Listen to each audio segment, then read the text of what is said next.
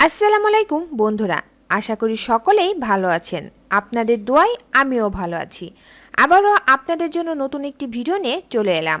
আশা করি প্রতিটা ভিডিওর মতো এই ভিডিওটাও আপনাদের কাছে খুবই ভালো লাগবে। আপনি কি ডায়াবেটিক্স রোগে ভুগছেন, সাথে উচ্চ রক্তচাপে ভুগছেন? তাহলে অবশ্যই এই ভিডিওটি আপনার জন্য। ডায়াবেটিক্স ও উচ্চ রক্তচাপের কারণে হতে পারে কিডনি ড্যামেজ। কথাটা শুনে অবাক হলেও এটাই সত্য।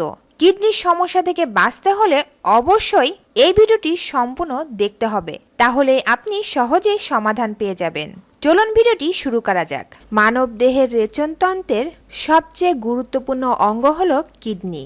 কিডনির প্রধান কাজ হলো রক্তে থাকা দূষিত পদার্থ ছেঁকে বের করা।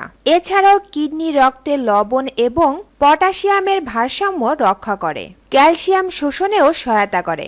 দীর্ঘদিন ধরে অনিয়ন্ত্রিত ডায়াবেটিক্স, উচ্চ রক্তচাপ কিডনির ক্ষতি করে। কিডনি ঠিকমতো কাজ না করলে নানা রকম শারীরিক জটিলতা সৃষ্টি হয়। কিডনির অসুখ ধরা পড়ে অনেক দেরিতে। অনেক ক্ষেত্রে দেখা যায় দুটি কিডনি ৮০ থেকে ৭০% ক্ষতিগ্রস্ত হওয়ার পর আমরা বুঝতে পারি।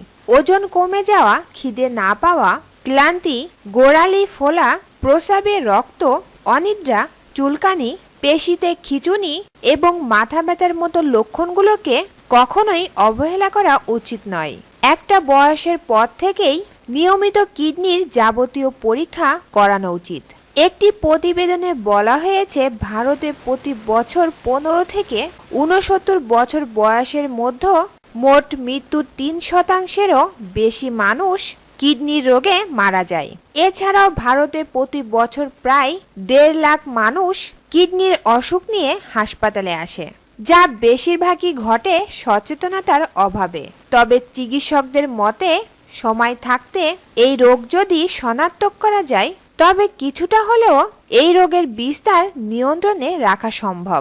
এছাড়াও নিয়মিত শরীরচর্চা করা, ব্যায়াম করা, খাবারে অতিরিক্ত নুন না খাওয়া কিছুটা হলেও রক্তের চাপ নিয়ন্ত্রণ করতে পারে এবং ডায়াবেটিক্স আক্রান্তদের ক্ষেত্রে নিয়মিত রক্তের শর্করার মাত্রা পর্যবেক্ষণ করা এবং ওষুধ দিয়ে তা নিয়ন্ত্রণ করাই কিডনি রোগ ঠেকানোর একমাত্র উপায়। তাহলে তো বুঝতেই পারলেন বন্ধুরা, ডায়াবেটিক্স এবং উচ্চ রক্তচাপ যাদের রয়েছে তাদের কিন্তু অনেক কারণেই কিডনির সমস্যা হতে পারে।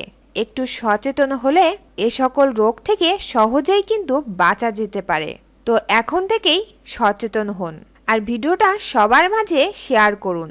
আর ভিডিওটা যদি ভালো লাগে তাহলে ভিডিওতে একটা লাইক দিন। আর আপনি যদি আমার চ্যানেলে নতুন হয়ে থাকেন তাহলে অবশ্যই আমার চ্যানেলটি সাবস্ক্রাইব করুন। পাশে থাকা বেল আইকনটি অবশ্যই বাজিয়ে দেবেন। যখনই আমি নতুন নতুন ভিডিও আপলোড করব তখনই সবার আগে সর্বপ্রথম আপনার কাছে পৌঁছে যাবে বেল আইকনটি বাজিয়ে দিলে।